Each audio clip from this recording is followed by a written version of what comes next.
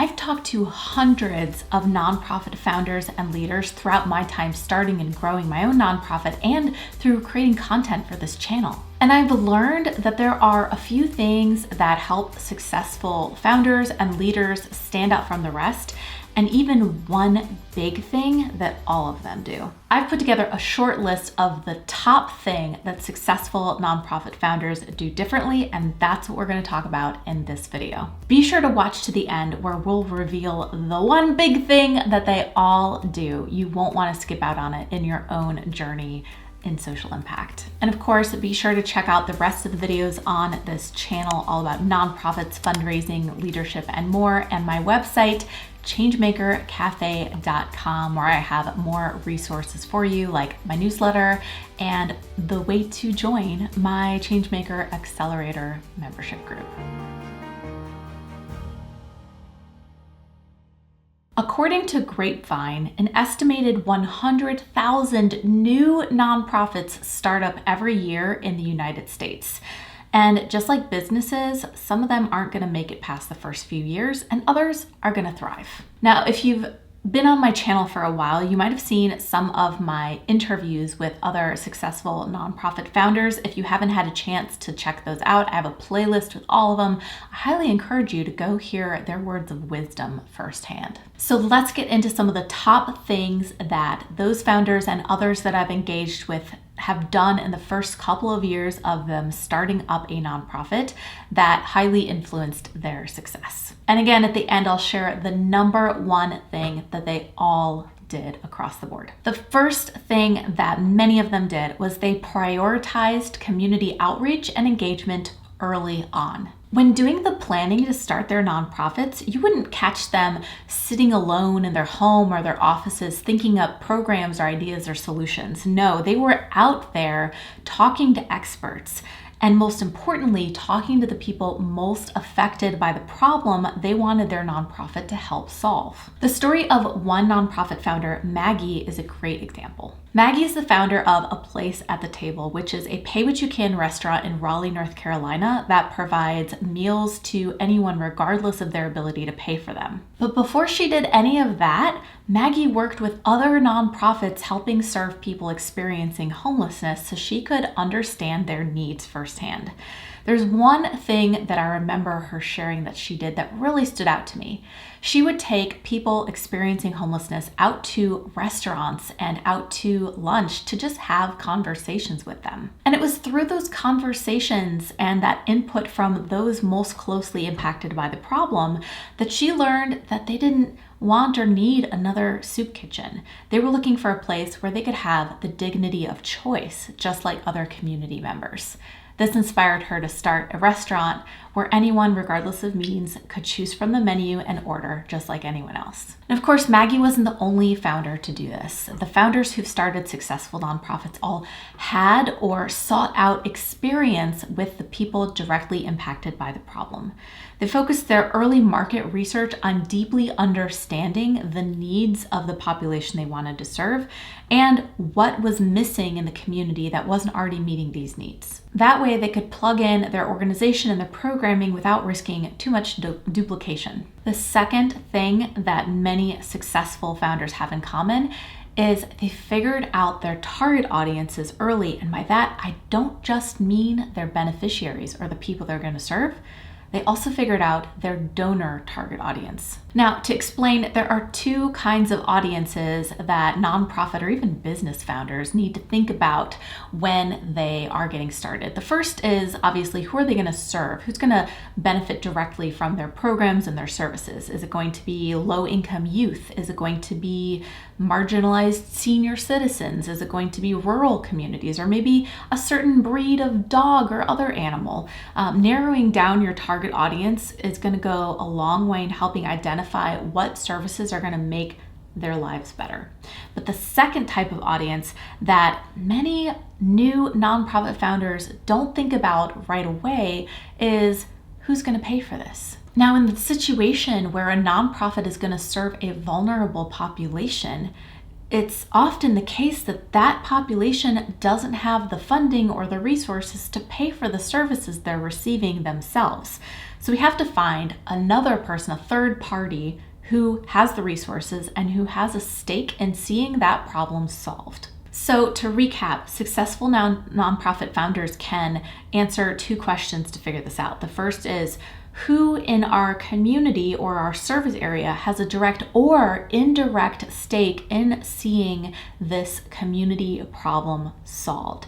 It's not only the people directly receiving the services. And secondly, which of those stakeholder groups also has resources that they can share or use to fund the organization? If a founder can crack this code, they are on their way to figuring out how to sustainably fund their organization for the long term. Another founder I spoke to, Sloan, she started Hello Neighbor, and they help recently resettled refugee and immigrant families thrive in their new homes in the United States. Obviously, these groups are not the ones who have the money to be able to cover the costs of the service fees or the programs that she's running.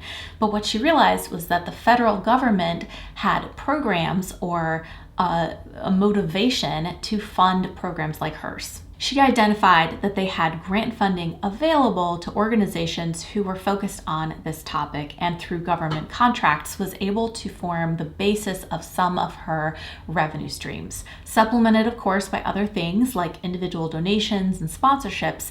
But that core funding opportunity is something that she was able to get to help her scale to the next level. The third thing that successful founders do is think of their organization as part of an ecosystem. No organization, however awesome they are, can completely solve a social problem by itself. Social issues are complicated and they are often interconnected to other issues in complex systems. And the founders who realized that, who saw their organization as one puzzle piece in a broader picture, a broader ecosystem of other nonprofits, government entities, businesses, and other civic organizations, they were able to find support more quickly than others.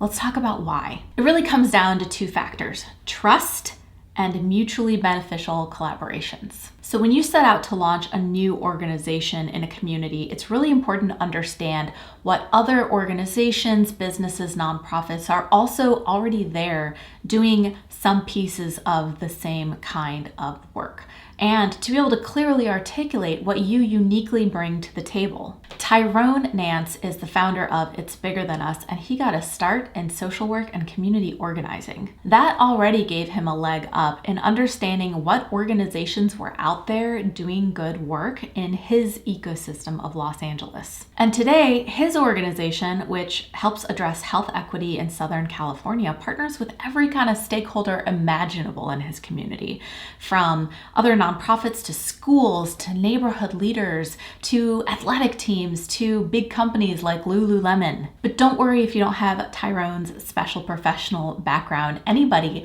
can do this work and get the lay of the land by going out and meeting with other community leaders, asking about who's doing similar work in your area, talking to different organizations, and really trying to understand what role each of them play and what role you can play in this ecosystem. Coming into a network humbly and ready to collaborate goes a long way in building trust. And with trust, you gain credibility, which leads to funding and other types of support. Now, before we get into our final thing that successful nonprofit founders do, our one big thing that all of them do, let's take a moment to thank this video's sponsor, Click and Pledge. Now, whether you're just starting out or you're already growing as a successful nonprofit, Click and Pledge offers a robust fundraising solution that can help you scale your impact even more. Their platform includes the ability to do text to give, so get those donations over text, peer-to-peer fundraising, so you can organize campaigns to mobilize your own supporters to go out there and fundraise for your cause. They've got this awesome video fundraising feature where you can embed the link to donate right in the middle of the video